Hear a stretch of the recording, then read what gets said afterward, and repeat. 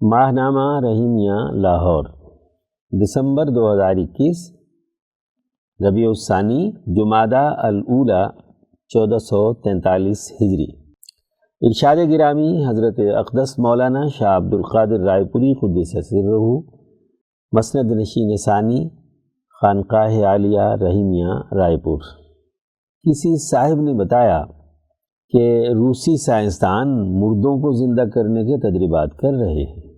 گو ابھی کامیابی نہیں ہوئی، مگر ہو سکتا ہے کہ کامیابی ہو جائے۔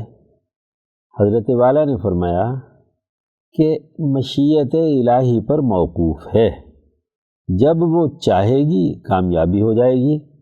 اور لوگ جو اعتراضات کرتے ہیں کہ ہمارے پہلوں نے کوتاہی اور سستی کی، ورنہ یہ ایجادات کی ترقی وہ کر سکتے تھے، اس پر ہم کہتے ہیں کہ انسان کوشش کرتا ہے، مگر کامیابی مشیت الہی پر موقوف ہے۔ اس کا مظہر دور کا تقاضا کہلاتا ہے۔ اس زمانے میں مشیت الہی نہ تھی، اب خدا تعالیٰ کو منظور ہے کہ یہ چیزیں بن جائیں۔ سیکشن درس قرآن، عنوان بنی اسرائیل کی تربیت کے لیے میثاق تورات کا نزول۔ تفسیر شیخ التفسیر مفتی عبد الخالق آزاد رائے پوری۔ اعوذ باللہ من الشیطان الرجیم، بسم اللہ الرحمن الرحیم۔ وَإِذْ أَخَذْنَا مِيثَاقَكُمْ وَرَفَعْنَا فَوْقَكُمُ الطُّورَ خُذُوا مَا آتَيْنَاكُمْ بِقُوَّةٍ وَاذْكُرُوا مَا فِيهِ لَعَلَّكُمْ تَتَّقُونَ ثُمَّ تَوَلَّيْتُمْ مِنْ بَعْدِ ذَلِكَ فَلَوْلَا فَضْلُ اللَّهِ عَلَيْكُمْ وَرَحْمَتُهُ لَكُنْتُمْ مِنَ الْخَاسِرِينَ۔ ترجمہ۔ اور جب لیا ہم نے تم سے قرار اور بلند کیا تمہارے اوپر کوہ طور کو کہ پکڑو جو کتاب ہم نے تم کو دی زور سے، اور یاد رکھو جو کچھ اس میں ہے تاکہ تم ڈرو۔ پھر تم پھر گئے اس کے بعد، سو اگر نہ ہوتا اللہ کا فضل تم پر اور اس کی مہربانی تو ضرور تم تباہ ہوتے۔ گزشتہ آیت میں مسلمانوں، یہودیوں، عیسائیوں اور سابئین کے سامنے کل انسانیت کے فائدے کا ایک بین الاقوامی اصول واضح کیا گیا تھا کہ جو لوگ اللہ اور آخرت کے دن پر صدق دل سے ایمان رکھتے ہیں اور اس کے مطابق صحیح طور پر عمل کرتے ہیں، وہی انسانیت کی قیادت کے اہل اور بڑے اجر کے مستحق ہیں۔ اگلی آیات میں واضح کیا گیا کہ اس بین الاقوامی اصول کی روشنی میں بنی اسرائیل کو تورات مقدس کی صورت میں ایک بہترین قانون اور نظام دیا گیا، جس پر عمل کر کے بنی اسرائیل عالمی اجتماعیت کی قیادت کی اہلیت حاصل کر سکتے تھے۔ لیکن ان کی طرف سے اس اصول کے عملی انکار اور تورات سے روگردانی کے سبب سے وہ کل انسانیت کی رہنمائی کے لیے نااہل ثابت ہوئے اور ایک محدود قومی دائرے میں محصور ہو کر رہ گئے۔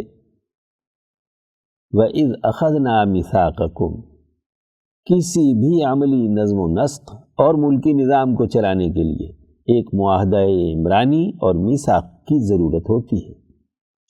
بنی اسرائیل میں قومی ترقی اور بین الاقوامی رہنمائی کی اہلیت پیدا کرنے کے لیے اللہ تعالیٰ کی طرف سے تورات مقدس کی صورت میں ایک معاہدہ عمرانی اور میثاق الہی انہیں دیا گیا، جس کے بغیر ملت ابراہیمیہ حنیفیہ کا کامل اور مکمل نظام بنی اسرائیل میں قائم نہیں ہو سکتا تھا۔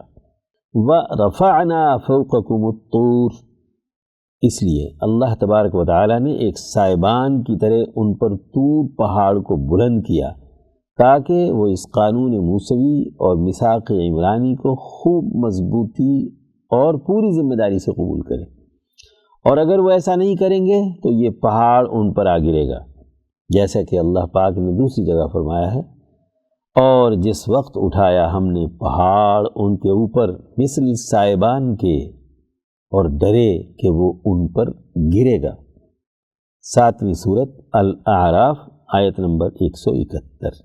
حضرت شیخ الہند مولانا محمود حسن رحمہ اللہ فرماتے ہیں، یہ شبہ کہ پہاڑ ان کے سروں پر معلق کر کے ان سے تسلیم کرانا تورات کا، یہ تو صریح اجبار، ان پر واضح طور پر جبر کرنا اور اکراہ، انہیں اس پر مجبور کرنا ہے، جو آیت قرآنی لا اکراہ فی الدین، دوسری صورت البقرہ آیت نمبر 256، دین میں جبر نہیں ہے، اور نیز قاعدہ تکلیف انسانوں کو شریعت کا پابند بنانے کے قاعدے کے بالکل خلاف ہے، کیونکہ بنائے تکلیف یعنی شریعت کی پابندی کی بنیاد تو انسانی اختیار پر ہے، اور اکراہ مناقض اختیار یعنی کسی انسان کو مجبور کرنا اس کے اختیار کے خلاف ہے۔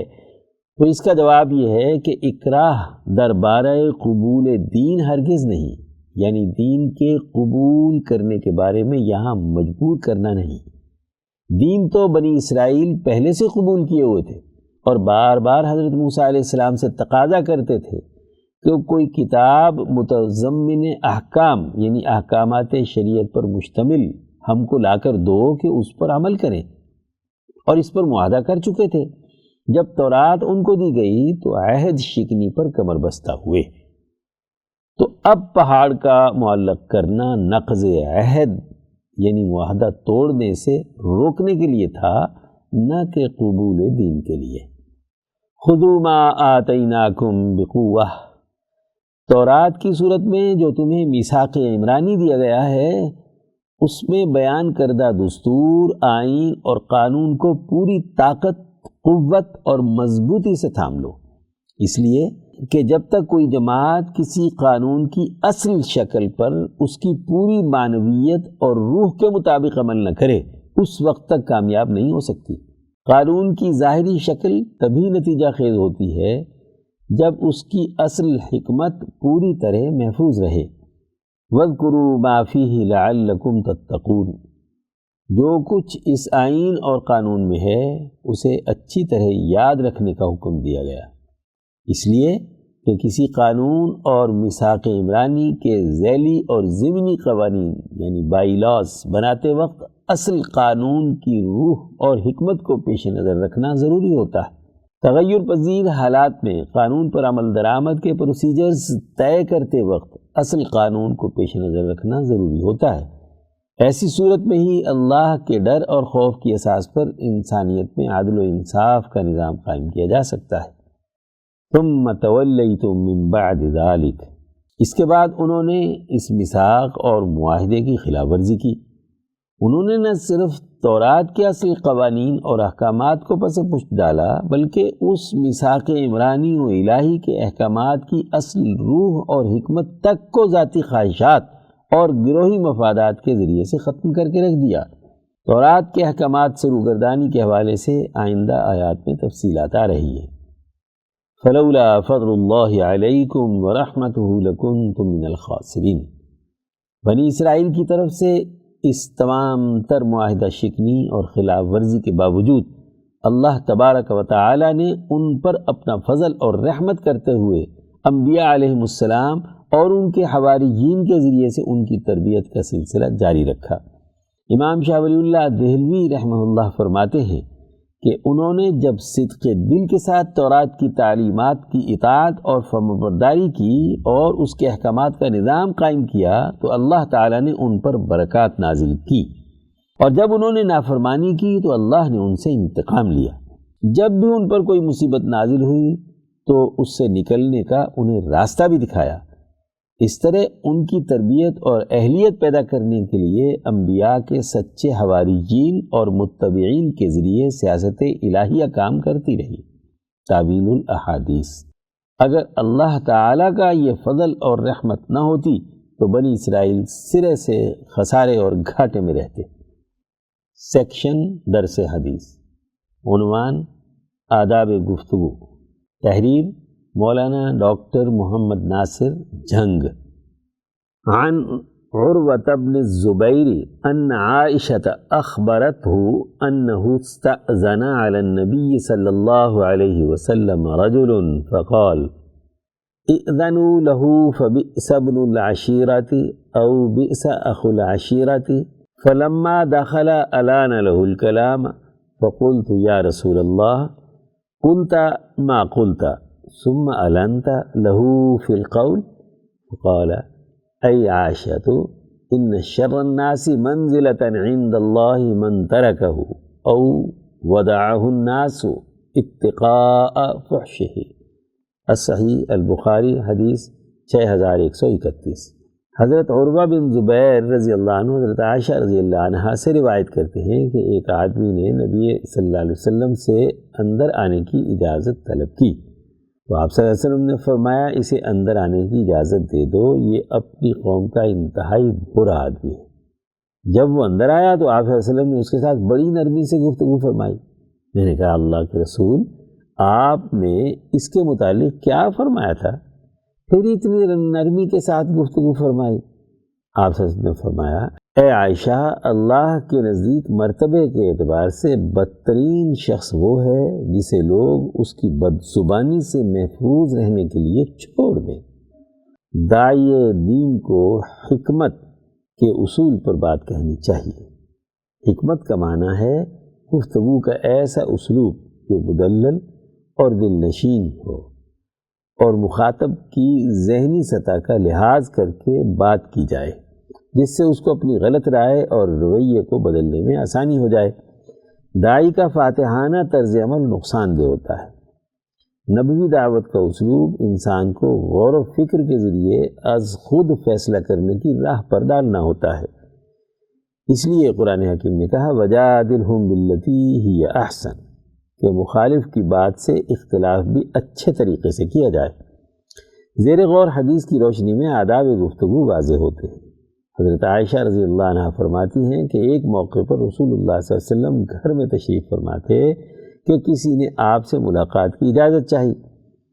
آپ صلی اللہ علیہ وسلم نے فرمایا کہ یہ شخص مزاج کے اعتبار سے اپنے قبیلے کا بدترین آدمی ہے۔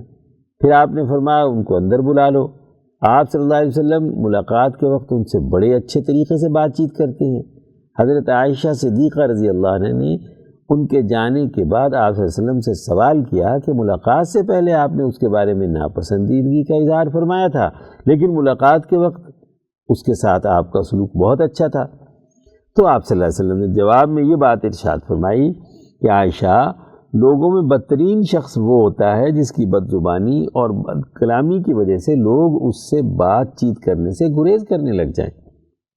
اس ارشاد کے مطابق انسان کو دوسروں کے ساتھ گفتگو میں اچھے رویوں کا خیال رکھنا چاہیے، خواہ دوسرے آدمی میں مزاج کی خامی ہی کیوں نہ ہو۔ آپ اس کی برائی کو اس تک محدود رکھیں، اپنے رویے پر غالب نہ آنے دیں۔ کسی کے برا ہونے کا یہ اثر ہم پر نہیں ہونا چاہیے کہ ہم بھی اپنی زبان کی سطح سے گر جائیں۔ وہی انسان پسندیدہ قرار پاتا ہے جو نرمی اور سلیقہ مندی سے بات کرنے والا ہوتا ہے اور بہتر الفاظ کا چناؤ کرتا ہے۔ نیز دوران گفتگو اپنی اور دوسرے کی عزت نفس کا خیال رکھتا ہے۔ نبی اکرم صلی اللہ علیہ وسلم نے ایک اور موقع پر ارشاد فرمایا کہ مومن فحش گو نہیں ہوتا، رواہ البخاری۔ خوش گفتار انسان کی تلخ بات کو بھی لوگ اس کے اچھے طرز تکلم کی وجہ سے قبول اور برداشت کر لیتے ہیں، جبکہ ترش روئی عناد اور نفرت کو جنم دیتی ہے۔ دعوت دین سے وابستہ لوگوں کی یہ بڑی ذمہ داری ہے کہ وہ سخت الفاظ یا بے جا قسم کی تنقید سے گریز کریں اور اختلاف رائے بھی مہذب طریقے سے کیا جائے۔ سیکشن صحابہ کا ایمان افروز کردار۔ عنوان حضرت ام ایمن برکہ بنت ثعلبہ رضی اللہ عنہا۔ حضرت ام ایمن برکہ بنت ثعلبہ حبشیہ رضی اللہ عنہا حضور اقدس صلی اللہ علیہ وسلم کی والدہ محترمہ حضرت آمنہ رضی اللہ عنہا کی باندی تھی۔ آپ صلی اللہ علیہ وسلم اپنی والدہ کی وفات کے بعد ان کے وارث بنے۔ حضرت امام مسلم رحمہ اللہ اپنی کتاب میں فضائل ام ایمن کا باب لائے ہیں، جس میں 2 احادیث ذکر کی ہیں۔ حضرت ام ایمن نے بچپن میں آپ صلی اللہ علیہ وسلم کی پرورش کی۔ آپ کی والدہ کی وفات کے 5 دن بعد وہ آپ صلی اللہ علیہ وسلم کو مکہ مکرمہ واپس لائیں اور آپ صلی اللہ علیہ وسلم کے دادا حضرت عبد المطلب کے سپرد کیا۔ اگر بھاگ جاتی تو آزاد ہو جاتی، مگر آپ نے وفاداری نبھائی۔ نبی اکرم صلی اللہ علیہ وسلم حضرت ام ایمن کو ماں کہہ کر پکارا کرتے تھے اور فرماتے تھے کہ ماں کے بعد ماں ہے۔ نیز فرمایا میرے اہل بیت میں سے بچی ہوئی خاتون ہے۔ آپ صلی اللہ علیہ وسلم نے ان کو جنتی خاتون فرمایا ہے۔ آپ صلی اللہ علیہ وسلم ان سے بہت محبت کرتے تھے۔ حضرت خدیجہ رضی اللہ عنہا سے نکاح کے بعد نبی اکرم صلی اللہ علیہ وسلم نے حضرت ام ایمن کو آزاد کر کے ان کا نکاح حضرت عبید بن زید حبشی رضی اللہ عنہ سے کر دیا۔ ان سے ایمن پیدا ہوئی۔ حضرت عبید کے غزوہ خیبر میں شہید ہونے کے بعد حضرت ام ایمن کا نکاح آپ نے حضرت زید بن حارثہ سے کر دیا، جن سے حضرت اسامہ پیدا ہوئے۔ حضرت ام ایمن آپ صلی اللہ علیہ وسلم کی والدہ حضرت آمنہ کا سفر مدینہ بیان کرتے ہوئے فرماتی ہے کہ جب آپ صلی اللہ علیہ وسلم 6 سال کے تھے تو 1 ماہ کے قریب مدینے میں ٹھہرے۔ جب بچوں کے ساتھ باہر کھیلنے جاتے تو یہود کے کچھ لوگ آتے اور آپ کو دیکھتے۔ ان میں سے ایک نے میں نے یہ کہتے ہوئے سنا، یہ اس امت کا نبی ہے اور مدینہ منورہ اس کی ہجرت کی جگہ ہے، یہاں زبردست جنگ ہوگی اور قیدی پکڑے جائیں گے۔ میں نے یہ بات محفوظ کر لی۔ حضرت ام ایمن نے جب مدینہ منورہ کی طرف ہجرت کی تو پیدل اکیلے سفر کیا۔ غزوہ خیبر کے بعد جب وسائل مہاجرین میں تقسیم کیے گئے تو مہاجرین کو انصار کی زمینیں اور باغ واپس کرنے کا کہا گیا تو سب نے واپس کر دیے، مگر حضرت ام ایمن نے انکار کر دیا۔ آپ صلی اللہ علیہ وسلم نے ان پر اصرار نہیں فرمایا بلکہ ان کو دوگنا مال دیا کہ پچھلا واپس کر دیں، مگر وہ راضی نہ ہوئیں تو آپ صلی اللہ علیہ وسلم اور بڑھاتے رہے، تقریباً 10 گنا کر دیا، تب راضی ہوئیں اور وہ باغ حضرت انس کی والدہ حضرت ام سلیم کو واپس کر دیا گیا۔ اسی طرح حضرت عائشہ رضی اللہ عنہ روایت کرتی ہیں کہ ایک دن آپ صلی اللہ علیہ وسلم نے پانی پیا تو حضرت ام ایمن پاس موجود تھے۔ انہوں نے کہا یا رسول اللہ مجھے بھی پانی پلا دیجیے۔ میں نے کہا ام ایمن یہ بات تم رسول اللہ صلی اللہ علیہ وسلم سے کہہ رہی ہو؟ اس پر انہوں نے کہا کیا میں نے اس سے زیادہ رسول اللہ صلی اللہ علیہ وسلم کی خدمت نہیں کی؟ آپ صلی اللہ علیہ وسلم نے فرمایا تم نے سچ کہا، اور اس کے بعد آپ صلی اللہ علیہ وسلم نے ان کو پانی پلایا۔ اس سے معلوم ہوتا ہے کہ آپ صلی اللہ علیہ وسلم حضرت ام ایمن کا بہت خیال رکھتے تھے اور انہیں بھی آپ صلی اللہ علیہ وسلم کی محبت کی وجہ سے اپنے آپ پر ناز تھا۔ حضرت عمر فاروق رضی اللہ عنہ کی وفات کے بعد آپ دنیا سے رخصت ہوئی۔ سیکشن شذرات، عنوان پاکستانی سیاست میں شدت پسند جماعتوں کے اسباب اور ان کا مستقبل، تحریر محمد عباس شاد۔ گزشتہ مہینے دھرنے کے لیے اسلام آباد کی طرف مارچ کرنے والی ایک مذہبی جماعت کے ساتھ حکومتی مذاکرات نے پاکستان میں مذہب کے نام پر سیاست کرنے والی جماعتوں کی سیاست اور اس کے پس پردہ محرکات پر غور و فکر کرنے کے اسباب ایک بار پھر مہیا کیے ہیں۔ ہماری قومی تاریخ ایسے المیوں سے پر ہے جس میں ہم مثبت سمت آگے بڑھنے کی بجائے گزشتہ 7 دہائیوں سے دائرے کا چکر کاٹ رہے ہیں۔ اس بار تحریک سے مذاکرات کامیاب ہونے کے بعد گرفتار شدگان کی رہائی کا عمل بھی فوراً شروع کر دیا گیا تھا۔ محکمہ داخلہ پنجاب نے صوبے بھر میں ٹی ایل پی کے 1800 سے زائد ایسے افراد کو رہا کر دیا تھا۔ پھر گزشتہ ہفتے 18 نومبر کو حکومت پنجاب نے تحریک کے سربراہ کو بھی رہا کر دیا ہے۔ حکومت نے وضاحت کرتے ہوئے کہا ہے کہ تحریک کے گرفتار افراد کو معاہدے کے تحت رہا کر کے معاہدے کے تمام نکات پر عمل کر دیا گیا ہے، بلکہ معاہدے کے تحت تحریک کا نام کالعدم تنظیموں کی لسٹ سے نکال دیا گیا ہے اور کارکنوں کے نام 4تھ شیڈول سے بھی نکال دیے گئے ہیں۔ اس بار ریاست نے جس انداز سے معاملے کو ہینڈل کیا ہے اس سے ریاست کی بے بسی عیاں ہے، بلکہ ایک ریاستی ذمہ دار وزیر وفاقی وزیر اطلاعات و نشریات کے اس بیان نے حقیقت کو مزید عیاں کر دیا ہے کہ ٹی ایل پی کیس میں ریاست کو پیچھے ہٹنا پڑا۔ حکومت اور ریاست انتہا پسندی سے لڑنے کے لیے مکمل تیار نہیں۔ ریاست کا کنٹرول ختم ہونے پر جتھے قانون ہاتھ میں لے لیتے ہیں۔ حکومتی ریٹ ختم ہوگی تو انتہا پسند حاوی ہو جائیں گے۔ ان کے بیان کے دوسرے حصے نے تو گھر کا بیدی لنکا ڈھائے والی صورتحال پیدا کر دی ہے۔ وہ کہتے ہیں انتہا پسندی کے ذمہ دار مدارس نہیں، اسکولز اور کالجز ہیں۔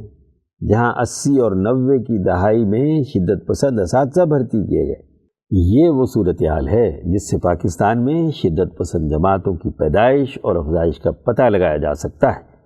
اسی لیے ان جماعتوں کی کوئی سیاسی اور عوامی حیثیت نہیں ہوتی، بلکہ یہ جماعتیں ایوانوں سے زیادہ جلسوں کے میدانوں اور سڑکوں پر سرگرم نظر آتی ہیں۔ اس لیے کسی قسم کی قانون سازی سے زیادہ ان کا زور احتجاجی سیاست پر ہوتا ہے، اور وہ اقتدار کی ساز باز میں پریشر گروپ یا حکومتوں کے خلاف تحریکوں میں ایک عنصر کے طور پر موجود رہتی ہے۔ ان کی مجموعوں اور جلسوں کی پاور اس شدت پسند مذہبی عنصر کے باعث ہوتی ہے، جن کی اکثریت مدارس کے طلباء اور اساتذہ پر مشتمل ہوتی ہے، جو مختلف علاقوں سے کسی ایک جگہ جمع ہو کر اپنا پاور شو کرنے میں کامیاب ہو جاتے ہیں۔ یہ جماعتیں ایسا کوئی ایجنڈا نہیں رکھتی جس سے پاکستان میں موجود حقیقی مسائل کے حل کی کوئی امید کی جا سکے۔ کسی بھی مذہبی پارٹی کو جب کسی بھی جزوی مسئلے کو ایشو بنا کر اسلام کے اجتماعی نظام سے پہلو تہی کرتے دیکھا جائے تو سمجھ لیا جائے کہ یہ جماعت اسلام کے جامع نظام فکر سے تہی دست ہے، اور وقتی نعرے کے طور پر اسلام کے نام کو جذباتی طور پر استعمال کر کے کچھ مفادات حاصل کرنے کی کوشش کرے گی، یا کسی اور قوت کے حق میں استعمال ہو جائے گی۔ اس سے زیادہ اس کی کوئی حیثیت نہیں ہوتی۔ ان جماعتوں کا سب سے خوفناک پہلو اپنے آپ کو زندہ رکھنے کے لیے انسانی لاشوں کو اپنی بیساکھیاں بنانا ہے۔ یہی وجہ ہے کہ یہ جماعتیں جب سرگرم ہوتی اور سڑکوں پر نکلتی ہیں تو انہیں اپنے وجود کو منوانے کے لیے چند لاشوں کی ضرورت ہوتی ہے، جن کا پہلے ہی مرحلے میں اہتمام کر کے اپنی طاقت کو منوانے کی کوشش کی جاتی ہے۔ ان تحریکوں کو اگر خونی تحریکیں کہا جائے تو نامناسب نہ ہوگا، کیونکہ جب بھی یہ شروع ہوئی ہیں تو انسانی جانوں سے انہوں نے اپنی پھونک مٹائی ہے۔ ایسی جماعتوں کی عمر جامع نصب العین نہ ہونے کے باعث زیادہ لمبی نہیں ہوتی۔ ایسی جماعتوں کی طاقت وقتی ہجوم اور سودے بازی کی قوت ہوتی ہے، جس کے باعث وہ اقتدار میں موجود قوت کو مصروف یعنی انگیج رکھتی ہے۔ جیسے ہی ان کی پشت پر موجود ہجوم کا زور ٹوٹتا ہے یا توڑ دیا جاتا ہے تو ان کا وجود بھی بکھر جاتا ہے۔ حکومتیں کبھی بھی ایسی تحریکات کو سنجیدہ نہیں لیتی، بلکہ وہ انہیں ایک عارضی اور ہنگامی صورتحال کے طور پر ڈیل کرتی ہے۔ ان کے اور ریاست کے درمیان معاہدات کا کوئی مستقل میکانزم طے نہیں ہوتا، اس لیے کہ جو معاہدے بنیادی اجتماعی تقاضوں کے منافی ہوتے ہیں، ان کے نتیجے میں اعتماد کی روح کسی صورت پر قرار نہیں رہ سکتی۔ یہی وجہ ہے کہ اس تحریک کے ساتھ موجودہ حکومت سمیت ریاست کئی ایک معاہدے کر چکی ہے، لیکن کوئی معاہدہ بھی ریاست اور تحریک کے درمیان اعتماد کی مستقل فضا قائم نہیں کر سکا۔ آج ہمیں ان اسباب پر غور کرنے کی ضرورت ہے جن کے باعث ہمارے ہاں ایسی شدت پسند مذہبی تحریکات پیدا ہو جاتی ہیں۔ ان جماعتوں کا ابھار اس بات کو تقویت بخشتا ہے کہ معاشرے میں اعتدال پسند سیاسی قوتوں کا زوال ایک یقینی امر کے طور پر اب تسلیم کر لیا جانا چاہیے، جس کے سبب انتہا پسندانہ رجحانات پروان چڑھ رہے ہیں۔ ان رجحانات کو کیش کرانے کے لیے یہاں پر مسلط نظام انہیں اپنے مقاصد کے لیے ایک شناخت دیتا ہے، جماعت یا تحریک کا عنوان دے کر سپرد شدہ کام لیتا ہے۔ اس کی ایک وجہ دین بیزار مغربی سرمایہ دارانہ نظام کی وہ مکاری ہے جس میں وہ مذہبی مسلمات کے احترام کے بجائے اپنے ہاں ایسے عناصر کی سرپرستی کرتا ہے جو دینی مسلمات کا مذاق اڑا کر عوام کے مذہبی جذبات کو مشتعل کر کے مسلمان ملکوں میں عدم استحکام کی راہ ہموار کرتا ہے، جس کے سبب عوام ایسی جماعتوں کے مذہبی نعروں کے زیر سایہ ذہنی اطمینان محسوس کرتے ہیں۔ ان جماعتوں کے فروغ میں ایک اہم فیکٹر ملک کی داخلی سیاسی حکمت عملی بھی ہے، جس میں سیاسی جماعتوں کے اثر و رسوخ کو مینیج کرنے والی قوتیں الیکشن کے نتائج کو اپنے حق میں متوازن رکھنے کے لیے ایسی جماعتوں کی درپردہ سرپرستی کرتی ہیں۔ ان کے لیے ان کی الیکشن کی کارکردگی، سیٹیں حاصل کرنے اور جیتنے سے زیادہ ان کے ووٹ بینک کے ذریعے سے ووٹوں کو تقسیم کر کے اپنی ناپسندیدہ قوتوں کو ہرانے کے حوالے سے زیادہ اہم شمار کی جاتی ہے۔ ایسی جماعتوں کا پورے تسلسل کے ساتھ وقفے وقفے سے پیدا ہوتے رہنا ہمارے قومی شعور کے سلب ہونے کی علامت کے طور پر سمجھا جانا چاہیے۔ کسی معاشرے میں ایسی تحریکوں کی موجودگی اس کے سیاسی شعور کی نفی ہوتی ہے کہ جہاں لوگ کسی نصب العین کے بجائے نعروں اور لیڈرشپ کی شخصیات کی اندھی عقیدت پر مرنے مارنے پر اتر آتے ہیں۔ آج ضرورت اس امر کی ہے کہ دین اسلام کے جامع پروگرام کے تعارف کے ذریعے ایک حقیقی قومی جماعت کی راہ ہموار کی جائے جو قوم کو اس دلدل سے نکال کر قومی ترقی کا راستہ دکھا سکے۔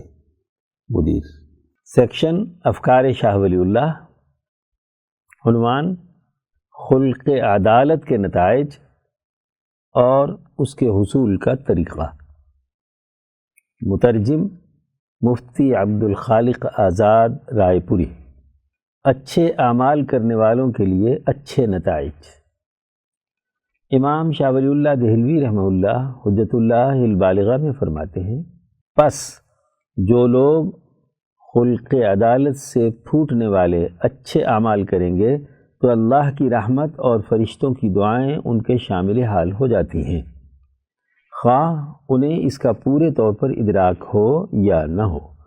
یہ رحمت اور دعائیں ان لوگوں کو لطیف نورانی پردوں کی صورت گھیر لیتی ہیں، جیسا کہ سورج اور چاند سے پھوٹنے والی شعاعیں انسان کو گھیرے ہوتی ہیں۔ اس طرح انسانوں اور فرشتوں کے دلوں میں یہ الہام اور خیالات پیدا ہوتے ہیں کہ لوگ اس عادل انسان کے ساتھ اچھا سلوک کریں۔ اس طرح عادلانہ نظام قائم کرنے والوں کے لیے آسمانوں اور زمینوں میں قبولیت رکھ دی جاتی ہے۔ خلق عدالت کی بنیاد پر اچھے اعمال کرنے والا انسان جب اس مادی عالم سے نکل کر اگلے جہان میں پہنچتا ہے تو اسے ان نورانی شعاعوں کا پورا احساس ہوتا ہے جو اس کے چاروں طرف اس کے وجود سے ملی ہوئی ہوتی ہیں۔ وہ ان سے لذت حاصل کرتا ہے اور وہاں کی زندگی میں اس کے لیے فراخی اور قبولیت پیدا ہوتی ہے۔ اس کے درمیان اور فرشتوں کے درمیان ایک دروازہ کھول دیا جاتا ہے۔ ظالمانہ اعمال کرنے والوں کے برے نتائج۔ شاہ صاحب فرماتے ہیں، جو آدمی فساد پیدا کرنے والے اعمال کرتا ہے تو اللہ کا غضب اور فرشتوں کی لعنت اس کے شامل حال ہوتی ہے۔ اس طرح اندھیروں کے ایسے پردے اسے گھیر لیتے ہیں جو غضب الہی سے پھوٹتے ہیں۔ ملائے سافل کے فرشتوں اور دیگر لوگوں کے دلوں میں ملائے اعلیٰ کے فرشتے اللہ کے غضب اور لعنت کی صورت میں یہ خیال اور الہام ڈالتے ہیں کہ اس مغضوب اور ملعون انسان کے ساتھ تمام لوگ برا سلوک کریں۔ اس طرح اس سے آسمانوں اور زمینوں میں بغض اور نفرت پیدا کر دی جاتی ہے۔ ایسا ظالم اور فسادی آدمی جب اس دنیا سے اگلے جہان میں جاتا ہے تو اسے پوری طرح یہ احساس ہو جاتا ہے کہ یہ غضب الہی اور لعنت کے اندھیرے پردے اسے کاٹ کھا رہے ہیں۔ ان کے ذریعے سے اس کی جان تکلیف میں مبتلا ہوتی ہے۔ وہ وہاں بہت تنگی اور نفرت پاتا ہے اور یہ نفرت اس کو چاروں طرف سے گھیر لیتی ہے۔ اس پر ہر طرح سے آخرت کی زندگی تنگ ہو کر رہ جاتی ہے۔ خلق عدالت کی اقسام اور ان کے نام۔ نمبر 1، خلق عدالت کا تعلق جب انسان کی جسمانی وضاقتہ یعنی اٹھنے بیٹھنے، سونے جاگنے، چلنے اور گفتگو کرنے، بالوں اور لباس کو سنبھالنے اور شکل و صورت میں ہو تو اسے ادب کہا جاتا ہے۔ ایسا آدمی اچھے آداب کا حامل ہوتا ہے۔ 2، جب عدل کا تعلق مالی معاملات کے ساتھ ہو یعنی مال جمع کرنے اور اس کے خرچ کرنے میں اس کے اخلاق عادلانہ ہوں تو اسے کفایت خیاری کہا جاتا ہے۔ 3، جب خلق عدالت کا تعلق خود مختار اور آزاد معیشت کے ساتھ گھریلو اور خاندانی نظم و نسق قائم کرنے سے ہو تو اسے حریت کہا جاتا ہے۔ 4، جب خلق عدالت کا تعلق کسی مملکت اور ریاست کے نظم و نسق چلانے سے ہو تو اسے سیاست کہا جاتا ہے۔ جب خلق عدالت کا تعلق اپنے بھائیوں اور دوستوں کے ساتھ خیر خواہی اور دلجوئی کا ہو تو اسے حسن المحاضرہ یعنی اچھی معاشرت کہا جاتا ہے۔ خلق عدالت حاصل کرنے کا بہترین طریق۔ خلق عدالت کو حاصل کرنے کا عمدہ طریقہ یہ ہے کہ انسان میں رحمت اور شفقت کا مادہ ہو، وہ انسانوں سے محبت کرے اور ان کے لیے دل میں نرمی ہو، دلی سختی اور تنگی نہ ہو۔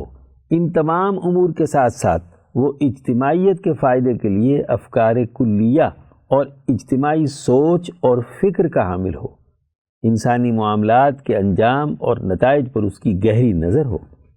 خلق سماحت اور خلق عدالت کا باہمی تعلق۔ خلق سماحت اور خلق عدالت ایک پہلو سے ایک دوسرے کی ضد محسوس ہوتے ہیں، اس لیے کہ اکثر انسانوں کے لیے خلق سماحت کے سبب اپنے دلوں کا عالم بالا کی طرف میلان اور توجہ رکھنا، اور خلق عدالت کے سبب انسانوں سے شفقت و رحمت اور محبت کا تعلق رکھنا بالکل ایک دوسرے کے مخالف سمت چلنا ہوتا ہے۔ خاص طور پر وہ لوگ جن کی ملکیت اور بہیمیت میں ایک دوسرے کے ساتھ تجاذب یعنی کھینچتانی ہوتی ہے۔ اس لیے تم نے ملکیت عالیہ رکھنے والے اکثر اولیاء اللہ کو دیکھا ہوگا کہ وہ صرف اللہ تعالیٰ کی طرف متوجہ رہتے ہیں، لوگوں سے اپنا رشتہ سرے سے منقطع کر لیتے ہیں اور بیوی بچوں اور اولاد اور دیگر لوگوں سے بہت دور رہتے ہیں، جبکہ بہیمیت شدیدہ رکھنے والے عام لوگوں کو دیکھا ہوگا کہ ان کو ان کی بیویاں اور ان کی اولاد اور دیگر دنیاوی معاملات گھیرے رکھتے ہیں، یہاں تک کہ یہ تمام چیزیں انہیں اللہ کا ذکر بھلا دیتی ہیں۔ حضرات انبیاء علیہم السلام کا اصل طریقہ یہ ہے کہ وہ ان دونوں اخلاق کی مصلحتوں کی رعایت کرتے ہوئے احکامات دیتے ہیں۔ اسی لیے انبیاء علیہم السلام نے اپنی تعلیمات کو کثرت سے قانونی نظام میں منضبط کر کے پیش کیا ہے، اور ان دونوں اخلاق کے ظاہری تضاد کی وجہ سے پیدا ہونے والی مشکلات کو ایک دوسرے سے جدا کر کے انسانوں کی ترقی کے لیے نظام فکر و عمل طے کیا ہے۔ جاری ہے من ابواب الاحسان، باب نمبر 1، علم الشرائع والاحسان، تاریخ اسلام کے ناقابل فراموش واقعات۔ عنوان: اندلس کے علماء و سائنسدان شیخ اکبر محی الدین ابن عربی، حصہ 2۔ تحریر: مفتی محمد اشرف عاطف، لاہور۔ شیخ ابن عربی رحمہ اللہ نے اہل علم سے استفادے کے لیے بہت سے ممالک کا سفر کیا۔ 590 ہجری یعنی 1193 عیسوی میں آپ نے شمالی افریقہ کے ملک تیونس کا سفر کیا اور وہاں کے مشہور عالم اور صوفی بزرگ ابو القاسم بن قسی سے کسب فیض کیا۔ وہیں آپ نے اندلس کے صوفیاء کے حالات پر مشتمل کتاب روح القدس لکھی، جس میں تقریباً 55 صوفیاء اکرام کے حالات کا تذکرہ ہے جن کے ساتھ آپ کا رابطہ رہا اور ان کی مجالس میں بیٹھے۔ تیونس سے آپ نے مکہ جانے کا ارادہ کیا اور براستہ فلسطین آج میں سفر ہوئے۔ مکہ آپ کے نزدیک عالم غیب اور عالم شہود کا مقام اتصال ہے۔ یہیں پر آپ نے اپنی مشہور زمانہ تصنیف الفتوحات المکیہ فی معرفت المالکیہ والملکیہ لکھنے کا آغاز کیا، یعنی مکے کے روحانی خزائن تک رسائی اور اس کے سربستہ رازوں کو منکشف کرنا۔ 599 ہجری یعنی 1202 عیسوی میں کتاب لکھنا شروع کی اور 627 ہجری مطابق 1230 عیسوی میں اس کی تکمیل ہوئی، بلکہ 655 مطابق 1257 تک اس میں اضافے کیے گئے۔ فتوحات مکیہ ابن عربی کے افکار اور ان کی تحقیقات کا نچوڑ سمجھی جاتی ہے۔ شیخ خود اس کتاب کے بارے میں لکھتے ہیں کہ اس کتاب میں نے زیادہ تر وہ باتیں بیان کی ہیں جو اللہ تعالیٰ نے بیت اللہ کے طواف یا اس کے پاس بیٹھنے سے مجھ پر منکشف کی۔ ان کی تحریروں میں گہری بصیرت اور رمزیت کا ایک جہان معنی پوشیدہ ہے۔ فتوحات مکیہ ایک ضخیم کتاب ہے جو 7 جلدوں، 560 ابواب اور 15,000 صفحات پر مشتمل ہے۔ شیخ عبد الوہاب شعرانی رحمہ اللہ نے اس کتاب کا خلاصہ لکھا اور پھر خلاصے کا خلاصہ الکبریت الاحمر فی بیان علوم الشیخ الاکبر تحریر کیا۔ شیخ شعرانی لکھتے ہیں کہ مجھے فتوحات مکیہ کے کچھ ابواب کے مضامین میں تردد ہوا۔ تحقیق کرنے پر پتہ چلا کہ وہ شیخ کے کلام میں الحاق کیا گیا ہے۔ اسی وجہ سے شیخ عربی کے کچھ مخالفین نے شیخ کی طرف بہت سی باتیں منسوب کر کے ان کو مطعون کرنے کی کوشش کی ہے جو حقیقت میں ان کی نہیں۔ علامہ جلال الدین سیوطی رحمہ اللہ نے شیخ ابن عربی پر لگائے گئے الزامات کا اپنی ایک کتاب التنبیہ الغبی فی بریۃ ابن العربی میں جواب دیا ہے۔ اس طرح ماضی میں حضرت مولانا اشرف علی تھانوی رحمہ اللہ نے بھی ابن عربی رحمہ اللہ کی برات میں کتاب التنبیہ الطربی فی تنزیۃ ابن العربی لکھی۔ تحقیق و جستجو کے حوالے سے ان کی ملاقات ارسطو کے شارح و مترجم اور مشہور فلسفی ابن رشد کے ساتھ بھی ہوئی۔ فتوحات مکیہ میں اس ملاقات کا تفصیلی حال درج ہے۔ یہ ملاقات اس وقت ہوئی جب ابن رشد فکر کی بلندیوں پر پرواز کر رہے تھے اور شیخ ابن عربی عالم روحانی اور مشاہدہ تجلیات کی منازل طے کر رہے تھے۔ مکہ مکرمہ میں سلسلہ سہروردیہ کے بانی شیخ شہاب الدین سہروردی رحمہ اللہ سے بھی ملاقات ہوئی۔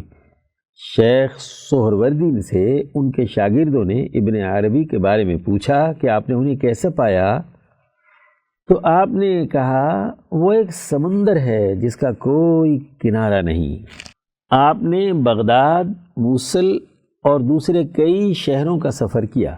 603 ہجری مطابق 1206 عیسوی میں آپ قاہرہ گئے، جہاں شیخ کے افکار کو صحیح طور پر نہ سمجھنے کی بنا پر آپ کو مخالفت کا سامنا کرنا پڑا۔ 607 ہجری مطابق 1210 عیسوی میں آپ نے قونیہ کا سفر کیا۔ وہاں کے سلطان نے آپ کا شاندار استقبال کیا۔ قونیہ میں آمد وہاں کے علمی حلقوں میں انقلاب کا سبب بنی، جس کے ذریعے آپ کے شاگرد شیخ صدر الدین قونوی ہیں۔ صدر الدین شیخ جلال الدین رومی کے قریبی دوستوں میں سے تھے۔ صدر الدین قونوی نے شیخ کی دوسری اہم ترین تصنیف فصوص الحکم کی شرح لکھی، جو حرف آخر سمجھی جاتی ہے۔ 620 ہجری مطابق 1223 عیسوی میں آپ نے دمشق کو اپنا وطن بنا لیا اور وہیں پر آپ نے 28 ربیع الثانی 638 ہجری مطابق 1240 عیسوی کو وفات پائی اور جبل قاسیون کے پہلو میں دفن ہوئے۔ سیکشن ملکی معیشت، عنوان معاشی کارکردگی اور مہنگائی، تحریر محمد کاشف شریف راولپنڈی۔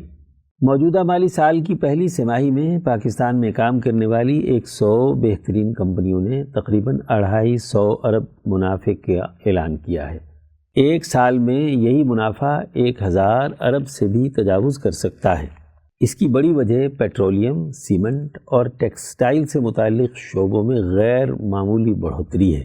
اس کے علاوہ بینکنگ اور انرجی کے سیکٹرز نے بھی روایتی منافع کمایا ہے، جس میں بینکوں کا حصہ 66 ارب روپے ہے۔ یہ کہانی تو صرف 100 بہترین کمپنیوں کی ہے۔ اس کے علاوہ اسی مدت کے دوران صنعتی شعبے میں مجموعی طور پر 12.74% اضافہ ریکارڈ کیا جا چکا ہے۔ برآمدات اور تحصیلات زر بدستور 3 ارب ڈالر ماہانہ سے زائد ریکارڈ ہو رہی ہیں، اور سب سے اہم ٹیکس وصولی نے بھی گزشتہ ریکارڈ توڑ دیے ہیں۔ اگر پاکستان معاشی بحران کا شکار ہے تو یہ زائد وصولیوں اور بے پناہ منافع کا کیا مطلب ہے؟ بات دراصل یہ ہے کہ پاکستان کی معیشت کو جن خطوط پر استوار کیا گیا ہے، وہاں خوشحالی اور عافیت میں عام عوام کا نمبر سب سے آخر میں آتا ہے۔ مندرجہ بالا اشاریہ حقیقت پر مبنی ہے، لیکن ان سے پیدا ہونے والی دولت طاقتور سرمایہ داروں، جاگیرداروں اور افسر شاہی کے پاس پہنچ جاتی ہے۔ بر صغیر کی آزادی کے وقت یہاں 565 چھوٹی بڑی ریاستیں موجود تھیں۔ ان کے راجے، مہاراجے، نواب اور خان بہادر دراصل انگریزوں کو بھی خراج دیتے تھے اور خود بھی رعایا سے کمائے ہوئے مال سے زندگی کی ضروریات اور عیاشی کیا کرتے تھے۔ پھر ان نوابوں سے ہماری جان چھڑا دی گئی اور ہمیں نئی قسم کی زنجیروں میں جکڑ دیا گیا۔ اب 565 نہیں بلکہ سینکڑوں محکموں کے 20 ہزاروں عمال ان نوابوں کی جگہ لے چکے۔ جہاں ایک کلرک سے لے کر ایک افسر تک لوٹ کھسوٹ کا ایک مربوط نظام پیدا کر دیا گیا ہے، جس میں ہزاروں نوابوں اور ان کی ان گنت اولادوں کی روزمرہ ضروریات زندگی کو پورا کرنے کے لیے پوری قوم دن رات کام کر رہی ہے۔ چنانچہ ہمارے تجربے میں آتا ہے کہ بڑے بڑے شہروں میں شاپنگ مال خریداروں سے بھرے پڑے ہیں اور دن رات معاشی سرگرمیاں جاری و ساری ہیں، لیکن عام پاکستانی اپنی بنیادی ضرورتوں کو پورا کرنے کے لیے دربدر ہے۔ معاشی ترقی کے اشاریے کچھ اور خبر دے رہے اور ایک عام انسان کے لیے کسب معاش دن بدن مشکل ہوتا جا رہا ہے۔ بڑی کمپنیوں کا منافع بھی تو عام عوام کی جیبوں سے نکلا ہے، اور حکومت کی ریکارڈ توڑ ٹیکس وصولی بھی عوام کی جیبوں سے ہوئی ہے۔ اس دولت کو پاکستانیوں کے مفاد میں کیسے استعمال کیا جائے اور اسے کیسے مہنگائی کے عذاب سے چھٹکارا دلایا جائے، اس کے لیے عالمی مہنگائی کی لہر کو گزرنے دیں، اس کے بعد ایک نیا جال بن لیا جائے گا۔ سیکشن عالمی منظرنامہ۔ عنوان: عالمی سماجی ڈھانچے کا تقاضائے تشکیل نو۔ تحریر: مرزا محمد رمضان، راولپنڈی۔ اقوام متحدہ نے دنیا کے ممالک کو معاشی اعتبار سے دو حصوں میں تقسیم کیا ہے: ترقی یافتہ اور ترقی پذیر۔ معیار کے پیمانے کے طور پر جی ڈی پی، جی این پی، فی کس آمدنی، صنعتی ڈھانچہ، معیار زندگی کو جانچنے کا ذریعہ بنایا گیا ہے۔ ایچ ڈی آئی یعنی ہیومن ڈیولپمنٹ انڈیکس کے مطابق وہ ممالک جو صحت کے لیے صحت مند اور محفوظ ماحول سے لطف اندوز ہوتے ہیں، بچوں کی فلاح و بہبود، نقل و حمل، مواصلات، تعلیمی سہولیات، بہتر رہائش اور رہائشی ماحول، صنعتی بنیادی ڈھانچہ، ٹیکنیکل ترقی، شخصی آمدنی میں اضافہ اور مستقبل میں شرح آمدنی میں اضافے کی توقعات کے حامل ممالک کو ترقی یافتہ کہا جاتا ہے۔ مزید یہ کہ ایسے ممالک صنعتی شعبے سے خدمات کے مقابلے میں زیادہ آمدنی حاصل کرتے ہیں۔ ترقی یافتہ ممالک کی فہرست میں اقوام متحدہ نے Australia, Canada, France, Germany, Italy, Japan, Norway, Sweden, Switzerland اور ریاستہائے متحدہ امریکہ کو شامل کیا ہے۔ اس کے برعکس وہ ممالک جو صحت مند اور محفوظ ماحول سے محروم ہوں، کم آمدنی کی حامل گھریلو زندگی، ناخواندگی، ناقص تعلیمی ماحول، نقل و حمل، مواصلات، طبی سہولیات، غیر مستحکم سرکاری قرض، غیر مساوی تقسیم آمدنی، شرح اموات، شرح پیدائش، ماں اور نوزائیدہ بچوں میں غذائیت کی کمی کے باعث بچوں کی شرح اموات میں اضافہ، بے روزگاری، غربت، غیر مستحکم قیمتوں جیسے مسائل سے دوچار ہوں، انہیں ترقی پذیر ممالک کی فہرست میں شامل کیا ہے۔ Colombia, Hindustan, Kenya, Pakistan, Sri Lanka, Thai land اور ترکی وغیرہ اس کی مثالیں ہیں۔ 50 ملکوں کے سربراہوں کے امریکی ریاست سین فرانسسکو میں اس معاہدے پر دستخط کرنے سے اقوام متحدہ کے تحت بننے والے تمام ادارے اپنے چارٹر کے مطابق 24 اکتوبر 1945 سے قابل عمل ہو گئے تھے۔ اس وقت دنیا کے ملکوں کی کل تعداد 206 ہے۔ 2 ریاستیں ایسی ہیں جو اقوام متحدہ کی رکن نہیں ہیں: کوسوو اور ویٹیکن۔ تائیوان کو چین سے علیحدہ حیثیت حاصل ہے۔ بعض ریاستیں غیر متعین حیثیت میں شمار ہوتی ہیں، ان کی تعداد 11 ہیں۔ یوں ایسے ممالک کی کل تعداد 193 ہے۔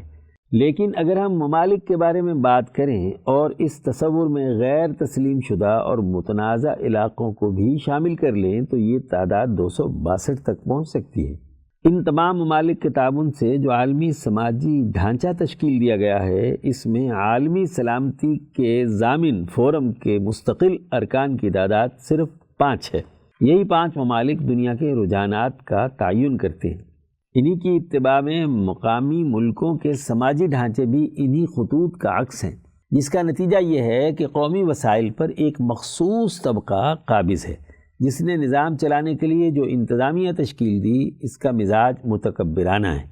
وہ عوام کو کیڑے مکوڑوں سے زیادہ کچھ نہیں سمجھتے، وہ عوام کے حقوق ادا نہیں کر سکتے، تکبر اور تحکمانہ رویہ ہی ان کا طرز حکمرانی ہے۔ اگر عوام کو قریب کریں گے تو ان کے حقوق ادا کرنے پڑیں گے، جس کے لیے وسائل درکار ہوں گے۔ یہی وجہ ہے کہ اس سماجی ڈھانچے کو توڑے بغیر عوام کے مسائل حل ہونا مشکل ہی نہیں بلکہ ناممکن ہے۔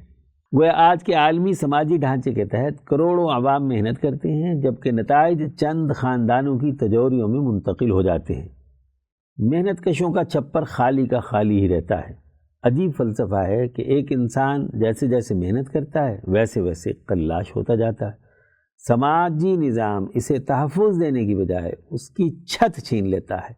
یہی طرز عمل اقوام متحدہ کے عملی نظام میں دکھائی دیتا ہے۔ دنیا کے 193 ممالک کے عوام محنت کرنے کے باوجود اپنی بنیادی ضرورتوں سے محروم ہیں۔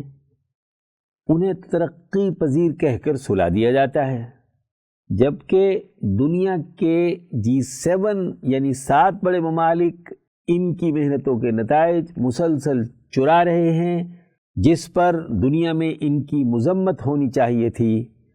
الٹا انہیں ترقی یافتہ کہہ کر غریب ممالک کے عوام کو مطمئن کر دیا جاتا ہے۔ یہ ظلم ہے۔ اسلام نے 1400 برس پہلے ایک ایسا عالمی نظام تشکیل دیا جو محنت کرنے والے کا گھر اس کے ثمرات سے بھر دیتا تھا۔ ریاستی ڈھانچہ عوام پر قہر مذلت بن کر نہیں گرتا تھا۔ عام آدمی کے حقوق محفوظ تھے، کیونکہ عوام کے حقوق کی حفاظت کرنے والے دن رات ان کی خبرگیری کیا کرتے تھے۔ حضرت ابو ہریرہ رضی اللہ عنہ سے منقول ہے کہ ایک روز میں رسول اللہ صلی اللہ علیہ وسلم کے ساتھ ان کے گھر کی طرف جا رہا تھا۔ راستے میں ایک بدو ملا اور اس نے آپ صلی اللہ علیہ وسلم کی چادر آپ کے سر سے زور سے کھینچی، یہاں تک کہ آپ کی گردن مبارک سرخ ہو گئی۔ قریب تھا کہ آپ کا سر مبارک دیوار سے جا لگے۔ آپ صلی اللہ علیہ وسلم نے فرمایا، تیرا جو مطلب ہے وہ کیا ہے؟ اس نے کہا کہ میرے دونوں اونٹ غلے سے بھر دے، اس واسطے کہ جو تیرے پاس مال ہے وہ اللہ کا ہے، کچھ تیرا اور تیرے باپ کا نہیں ہے۔ آپ صلی اللہ علیہ وسلم نے فرمایا، تو سچ کہتا ہے، یہ مال حق تعالیٰ کا ہے، میرا اور میرے باپ کا نہیں ہے، لیکن یہ جو میری چادر تو نے زور سے کھینچی اور مجھ کو رنج پہنچایا، یہ تو میرا حق ہے، اس کا عوض تو میں تجھ سے لوں گا۔ اس نے کہا کہ میں ہرگز اس کا عوض نہ دوں گا۔ آپ صلی اللہ علیہ وسلم یہ کلمہ فرماتے تھے اور نہایت خوش دلی سے مسکراتے جاتے تھے، اور وہ جواب دیتا جاتا تھا۔ جب اسی گفتگو میں تھوڑی دیر گزری، تب آپ صلی اللہ علیہ وسلم نے ایک شخص کو بلا کر فرمایا، اس کے ایک اونٹ پر کھجور اور دوسرے اونٹ پر جو بھر کے اس کے حوالے کر دو۔ سنن ابی داؤد کتاب الادب جلد 2 صفحہ نمبر 685۔ آپ صلی اللہ علیہ وسلم کے عہد مبارک میں ایسا شاندار سماجی ڈھانچہ قائم کیا گیا جس نے ایک عام انسان کو اتنا طاقتور اور بے باک بنا دیا تھا کہ وہ سربراہ ریاست کے سامنے اپنی حاجات بیان کرنے میں کسی قسم کی ہچکچاہٹ محسوس نہیں کرتا تھا۔ پھر یہی نہیں کہ محض حاجات ہی پورے کرنے کا حکم دیا گیا ہو، بلکہ ان کی تکمیل بھی بر وقت کی جاتی تھی۔ اخلاقیات کی بلندی کا یہ عالم محض افسانہ دکھائی دیتا ہے، کیونکہ انسانی تاریخ ایسے عجائبات سے بالکل نابلد ہے۔ یہ ایک سچائی اور اٹل حقیقت ہے۔ آج کا سماجی ڈھانچہ انسانی زندگی میں آسانیاں پیدا کرنے کے بجائے ان پر مصیبتوں کے پہاڑ توڑ رہا ہے۔ چہ جائے کہ عام آدمی کو اس کی دہلیز پر اس کے حقوق فراہم ہوتے، وہ بیچارہ دربدر کی ٹھوکریں کھا رہا ہے اور کوئی اس کا پرسان حال نہیں ہے۔ لہذا آج کے سماجی نظام کا ایک ایسے نظام سیاست و معیشت کے ساتھ تبدیل ہونا وقت کا تقاضا ہے جو نہ صرف کمزور انسانوں کا پشتیبان ہو بلکہ عام انسانوں کے حقوق پورے کرے، ان کی عزت نفس کی حفاظت کرتے ہوئے انہیں پروقار اور خوددار بنائے، بلکہ ان کے اندر جذبہ حریت کو بھی ہمیشہ بیدار رکھے۔ حضور اکرم صلی اللہ علیہ وسلم کے عہد کے علاوہ خلفائے اکرام کے ادوار میں بھی ایسا سماجی ڈھانچہ برقرار رہا۔ یہی وجہ تھی کہ یہ نظام دنیا میں 1400 سال تک انسانیت کی خدمت کرتا رہا۔ جو لوگ آج حدیث کا انکار کرتے ہیں، اس کے پیچھے ان کا ڈر اور خوف بھی ہے کہ جن حکمرانوں کا وہ ساتھ دیتے ہیں ان کا رویہ فرعون، نمرود اور شداد سے بھی بدتر ہے، لہٰذا اس کے بعد ان کی حمایت کا جواز ختم ہو جاتا ہے۔ جبکہ آپ صلی اللہ علیہ وسلم کا بطور ایک سربراہ ریاست کے عملی نمونہ ایسا شاہکار ہے کہ انسانی تاریخ آج تک اس کے پائے کی ایک بھی مثال پیش کرنے سے قاصر ہے۔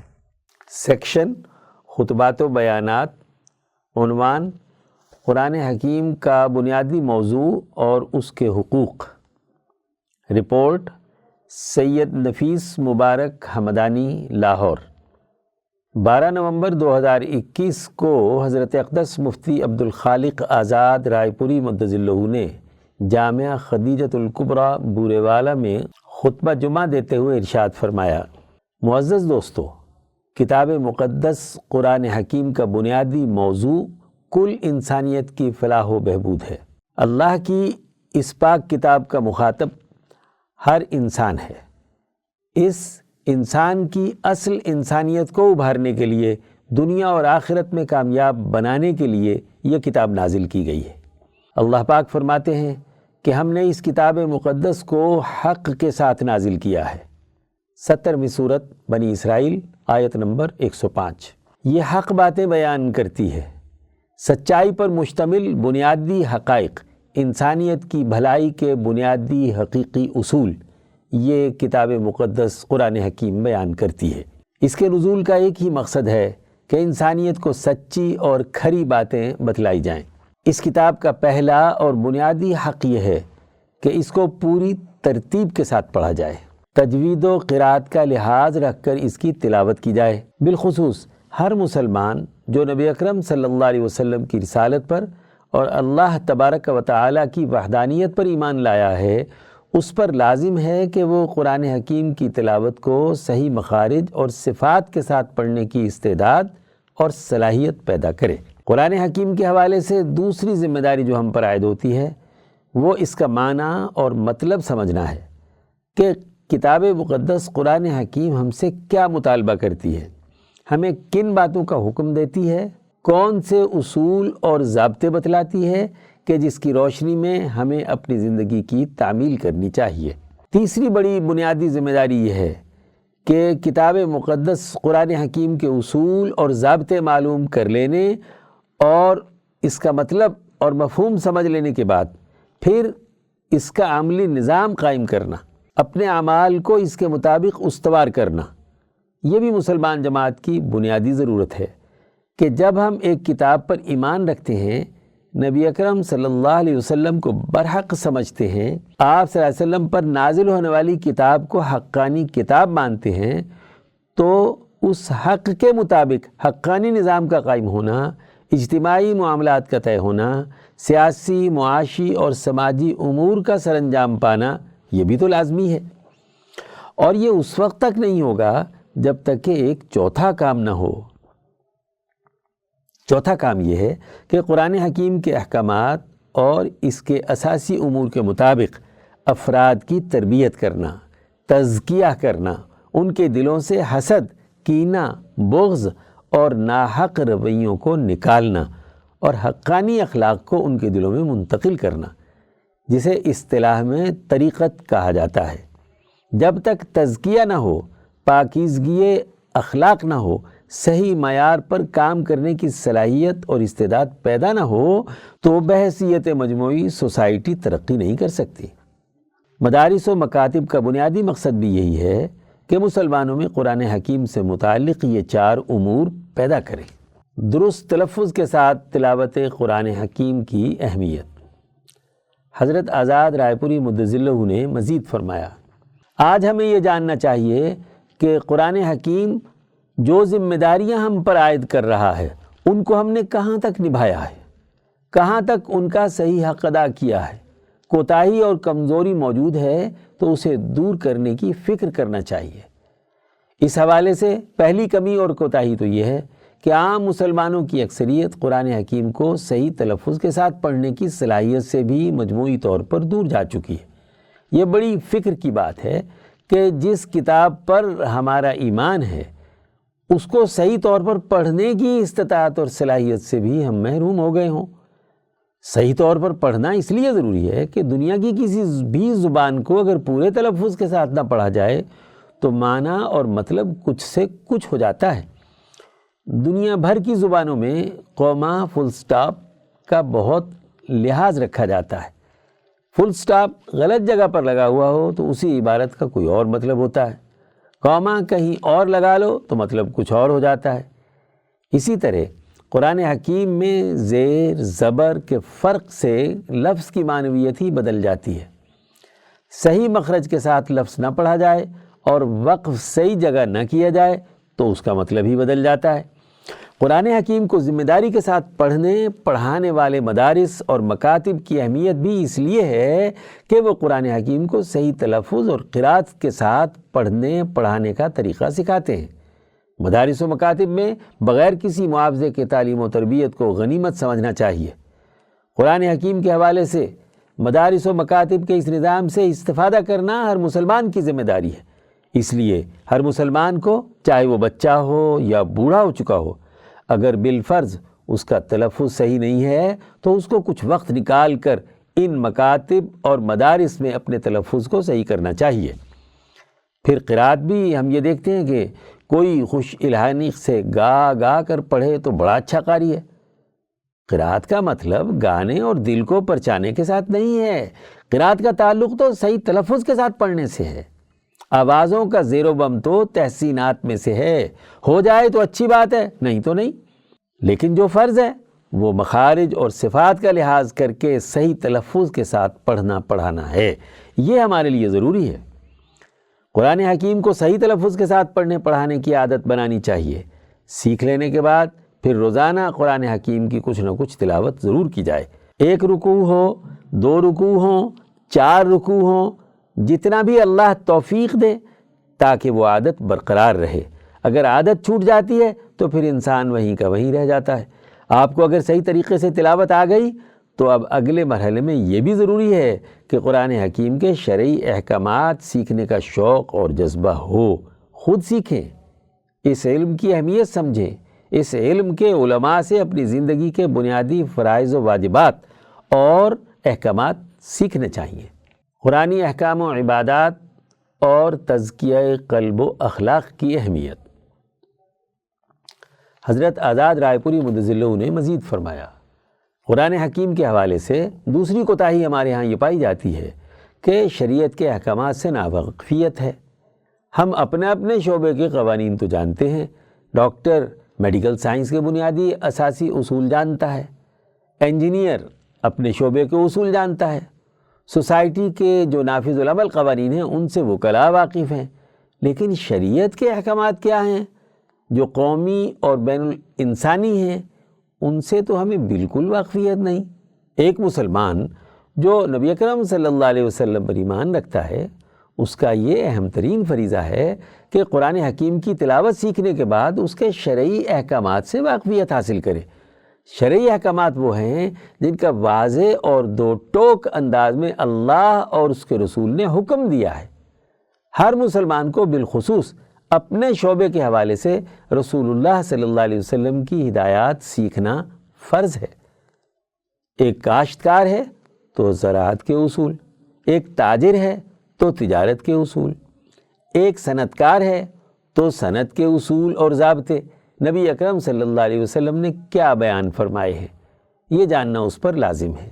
جو بھی انسانی سوسائٹی کے کسی بھی شعبے سے تعلق رکھتا ہے، اس پر لازمی ہے کہ وہ اپنے شعبے کے بنیادی شرعی مسائل جانتا ہو۔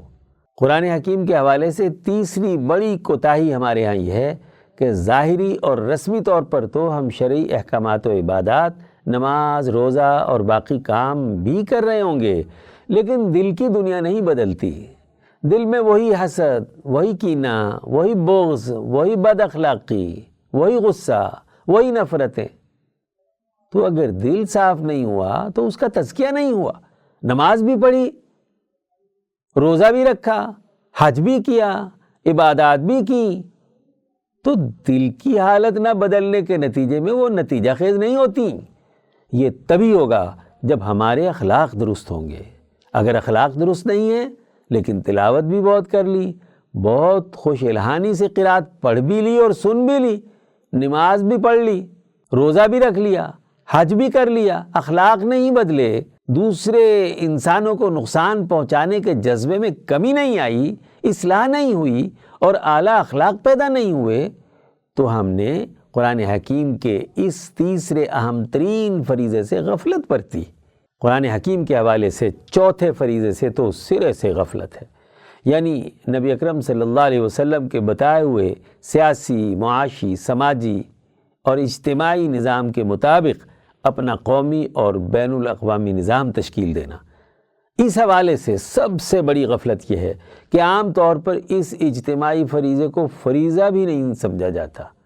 نماز روزے کو فرض سمجھیں گے، تلاوت کرنے کو اچھا سمجھیں گے، کوئی تصوف کے نام پر ذکر اذکار وغیرہ کرنے کو اچھا سمجھیں گے کہ یہ اچھا کام ہے، اگرچہ خود نہ بھی کریں ویسے اچھا سمجھیں گے، کوئی کرنے والا ہو تو اس کی عزت وغیرہ بھی کریں گے۔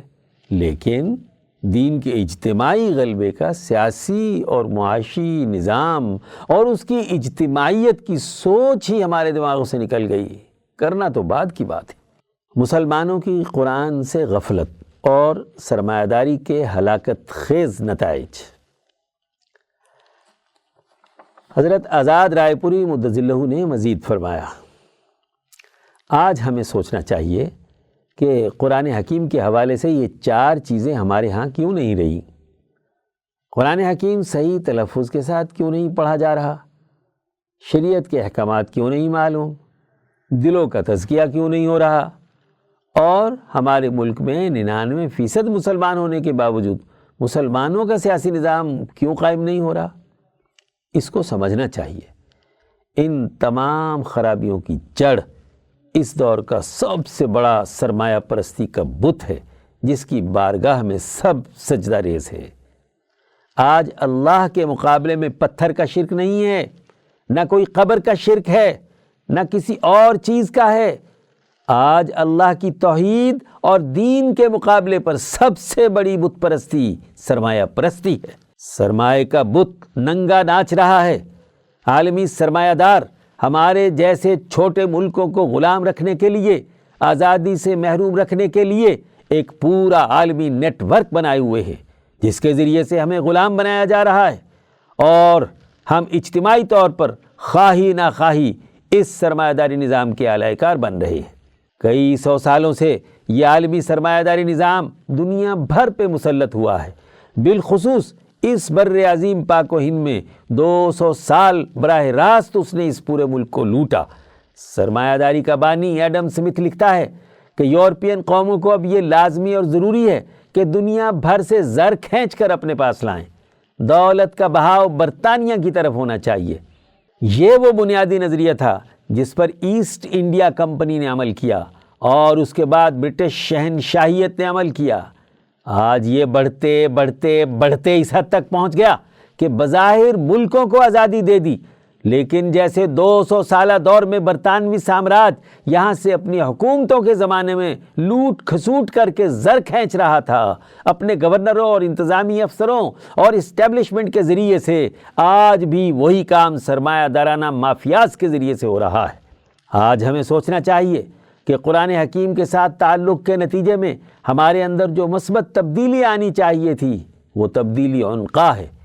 اس کا نتیجہ ہے کہ ہم دنیا میں بھی ذلت کی حالت میں ہیں، قرآن سے دور ہیں، اس کے اخلاق اور کردار ہمارے اندر نہیں ہیں، اس کے حوالے سے رویے نہیں ہیں۔ بڑے سے بڑا نیک آدمی، بڑے سے بڑا عبادت گزار، بڑے سے بڑا تبلیغی، بڑے سے بڑا کسی پیر کا مرید ہو، لیکن اخلاق اس کے وہی ہیں جو اس سرمایہ داری نظام کے ہیں۔ وہ اسی لوٹ کھسوٹ کے ساتھ شامل ہے، اسی کا حصے دار ہے۔ اس لیے آج ہمیں اجتماعی توبہ کی ضرورت ہے۔ تمام کے تمام لوگوں کا اللہ کی طرف رجوع کرنا، قرآن کی تعلیمات سے وابستگی اختیار کرنا آج کے دور کا بنیادی تقاضا ہے۔ غفلت میں پڑے رہے تو دنیا کا عذاب تو ہے ہی، آخرت کا عذاب اس سے بھی بڑھ کر ہے۔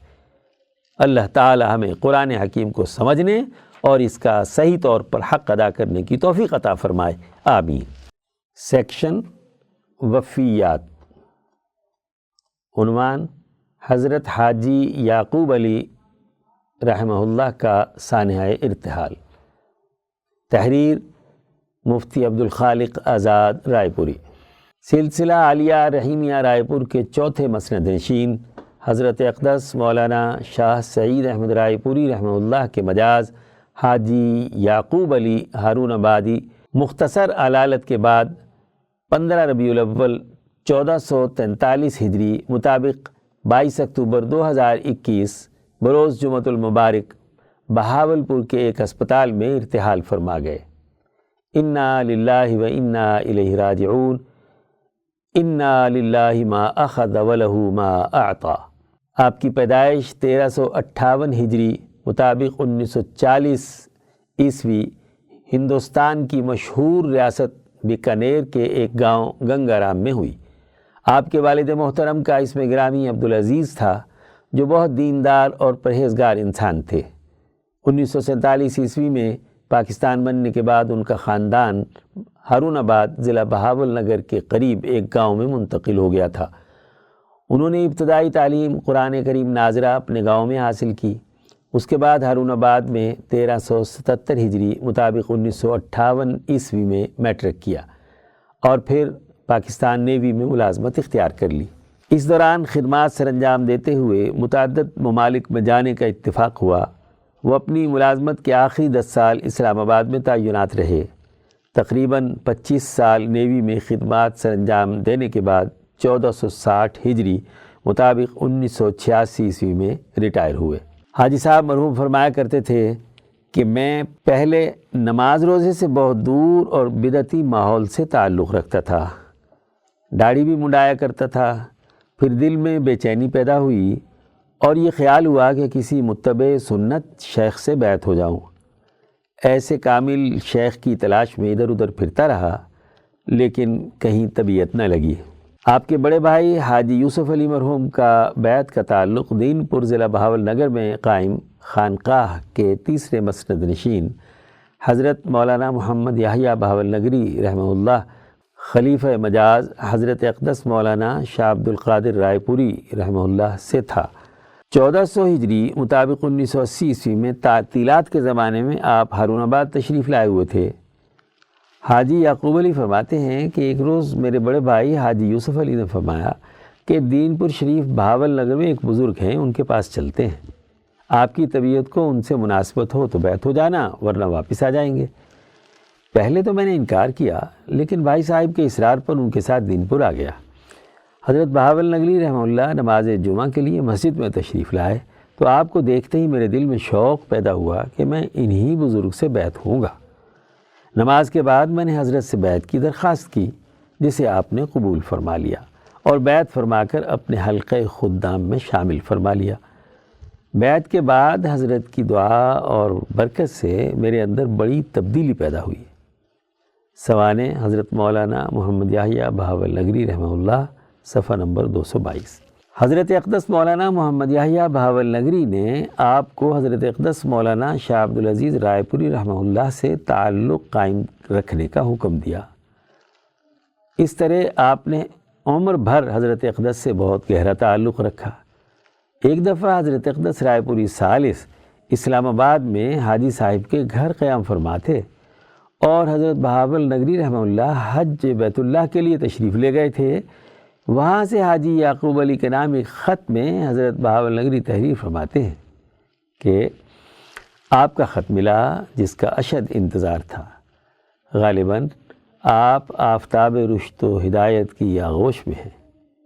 بڑی خوشی کی بات ہے کہ آپ نے غوث وقت، معدن البرکات والفیوز، محبت نور شریعت، ہادی طریقت، شمس العارفین، سید السالکین حضرت مولانا الشاہ عبدالعزیز صاحب جانشین خانقاہ رحیمیہ لا زالت شمس فیوزہم بازغت کو مہمان بنا کر میزبانی کا شرف حاصل کیا، جو بہت مبارک ہے۔ بھائی یعقوب علی صاحب، آپ نے بقول حضرت سلطان باہو رحمہ اللہ گھر بیٹھے ہی حج کا شرف حاصل کر لیا۔ حضرت سلطان باہو فرماتے ہیں، مرشد دا دیدار باہو، مینوں لکھ کروڑاں حجاں ہو۔ مرشد کی نگاہ کرم 1000 سال کی نگاہ بے ریا سے بہتر ہے۔ سوانح صفحہ 139۔ اس طرح حاجی صاحب نے ایک طرف حضرت اقدس مولانا محمد یحییٰ بہاول نگری سے ابتدائی طور پر سلوک کی منازل طے کی اور فیوضات حاصل کیے، تو دوسری طرف حضرت اقدس مولانا شاہ عبدالعزیز رائے پوری قدس سرہ کے فیوض و برکات سے بھی خود مستفید ہوئے۔ حضرت اقدس رائے پوری ثالث کے وصال جون 92 عیسوی کے بعد حضرت اقدس مولانا شاہ سعید احمد رائے پوری رحمہ اللہ سے بھی اسی طرح بدستور تعلق رکھا، اور پھر حضرت بہاول نگری رحمہ اللہ کے وصال شعبان 1414 ہجری مطابق جنوری 1994 عیسوی کے بعد مستقل طور پر حضرت اقدس رائے پوری رابع رحمہ اللہ سے فیوض و برکات حاصل کرتے رہے۔ حضرت بہاول نگری رحمہ اللہ نے ایک دفعہ حاجی یعقوب علی سے فرمایا تھا کہ اگر آپ کو حضرت مولانا شاہ سعید احمد رائے پوری کی کوئی بات سمجھ نہ آئے تو یہی سمجھنا کہ میرے دماغ کی کمزوری ہے۔ ان کو اللہ نے بہت اونچا مقام عطا فرمایا ہے۔ اس کے بعد سے حاجی صاحب نے حضرت اقدس رائے پوری رابع کی صحبت میں خوب وقت لگایا، حتیٰ کہ ہر رمضان میں حضرت اقدس کی خدمت میں حاضر رہتے تھے۔ آپ بہت ذاکر و شاغل اور خانقاہ رحیمیہ کے معمولات اور باطنی اشغال کے بہت پابند تھے۔ حضرت اقدس مولانا شاہ سعید احمد رائے پوری رحمہ اللہ نے 1432 ہجری مطابق 2011 عیسوی میں انہیں سلسلہ عالیہ رحیمیہ رائے پور کے فروغ کے لیے اجازت عنایت فرمائی۔ انہوں نے اپنے خاندان کے تمام بچوں کو سلسلہ عالیہ رحیمیہ رائے پور سے جوڑا۔ وہ ہمیشہ اپنے بیٹے حافظ شبیر علی اور دونوں صاحبزادیوں اور ان کے بچوں کو حضرت اقدس رحمہ اللہ کے ساتھ نسبت قائم رکھنے کی تاکید کرتے رہتے تھے۔ حضرت اقدس مولانا شاہ سعید احمد رائے پوری رحمہ اللہ کے وصال ستمبر 2012 عیسوی کے بعد راقم سطور سے بھی وہی محبت اور سلسلے کا تعلق دل و جان سے قائم رکھا۔ اللہ تعالیٰ ان کے درجات بلند کرے اور ان کے پسماندگان کو صبر جمیل نصیب فرمائے اور اس سلسلے کی فیوض و برکات سے مستفید فرمائے، آمین۔ سیکشن مہمان کالم، عنوان: حجت اللہ البالغہ کا مطالعہ ہر ایک طالب علم کے لیے لازم ہونا چاہیے۔ تحریر AR کارنیلیس، مترجم مولانا بشیر احمد لدھیانوی۔ سابق chief justice Pakistan AR Cornelius نے گورنمنٹ کالج جہلم میں 28 مارچ 1970 عیسوی کو سالانہ تقسیم اسناد کے موقع پر ایک خطاب کیا تھا، جسے پاکستان ٹائمز لاہور نے اپنی اشاعت مؤرخہ 29 مارچ 1970 عیسوی میں شائع کیا تھا۔ مولانا بشیر احمد لدھیانوی نے اس کا اردو ترجمہ کر کے خدام الدین لاہور میں شائع کیا تھا۔ اہمیت کے پیش نظر قارئین رحیمیہ کے لیے شائع کیا جا رہا ہے۔ معاشرہ اس وقت تک پنپ نہیں سکتا جب تک مذہب اور قانون کے ذریعے سے غیر صحت مند اور مضرت رساں پیدائشی برتری کے احساس کو ختم نہیں کیا جاتا، جو معاشرے کے ایک بڑے حصے میں پایا جاتا ہے۔ اسلامی اخوت کی روح کو اپنایا جائے تاکہ افراد کی حقیقی قابلیت اور ان کی سعی و کوشش کی جانچ کی جائے اور جو خدمات وہ سرانجام دے ان کے منصفانہ معاوضے کا تعین کیا جائے، اور انسان کا احترام اس صورت میں کیا جائے کہ ہم دوسروں کی ویسی قدر و منزلت کریں جو خود اپنے لیے چاہتے ہیں۔ ہم گلیوں اور بازاروں میں، ٹرینوں اور بسوں میں، دکانوں میں، مدرسوں اور کالجوں میں اور کھیل کے میدانوں میں، غرض جہاں کہیں لوگوں کا اجتماع ہوتا ہے، ہم دیکھتے ہیں کہ طاقتور لوگ کمزوروں کو اور اونچے درجے کے لوگ نچلے درجے کے لوگوں کو دبانے اور مٹانے کی کوشش کرتے ہیں۔ ہم یہ سب کچھ دیکھتے ہیں مگر ہمارے بدن پر جوں تک نہیں ریگتی۔ ہم پر اس سلسلے میں جو فرائض عائد ہوتے ہیں ان کا جامع اور روح افزا بیان بر عظیم پاک و ہند کے عظیم مفکر شاہ ولی اللہ دہلوی کی مشہور کتاب حجت اللہ البالغہ میں ملے گا۔ اگر اس ضخیم کتاب کا خلاصہ تیار کر کے اسے تمام طلباء کے لیے پڑھنا لازم کر دیا جائے تو یہ پاکستان کی بہت بڑی خدمت ہوگی۔ اس کتاب کی تعلیمات کے ذریعے سے، جو کہ سادہ مگر دل نشیں انداز میں بیان کی گئی ہیں، یہ سبق سکھایا جاتا ہے کہ تعلیم حاصل ہی اس لیے کی جاتی ہے کہ تمام انسانوں کے حقوق کے احترام اور ان کی آزادی کے جذبے کو ترقی دی جائے، اور یہ معلوم ہو جائے کہ ہر ایک انسان مساوی احترام و دانش اور ضمیر کے ساتھ وجود میں آتا ہے، اور یہ کہ زکوٰۃ اور بیت المال کے نظامات سے ہر ایک مسکین اور محروم کا خوراک، لباس اور مکان حاصل کرنے کا حق ہے۔ یہ کتاب واضح طور پر اس اصول پر بڑا زور دیتی ہے کہ معاشرے کا حق فرد پر فائق ہے۔ فرد کے حقوق چاہے کتنے بھی بلند درجے کے کیوں نہ ہوں، معاشرے کا نظم و ضبط، مشترکہ مفاد اور بہبود عام افراد کے حقوق پر فوقیت رکھتے ہیں۔ اس کتاب میں نجی اور مجلسی زندگی میں پاکیزگی اور صفائی پر تفصیلی ہدایات دی گئی ہیں، اور اس سلسلے میں گھر اور خاندان کے ناموس کو بڑی اہمیت دی گئی ہے۔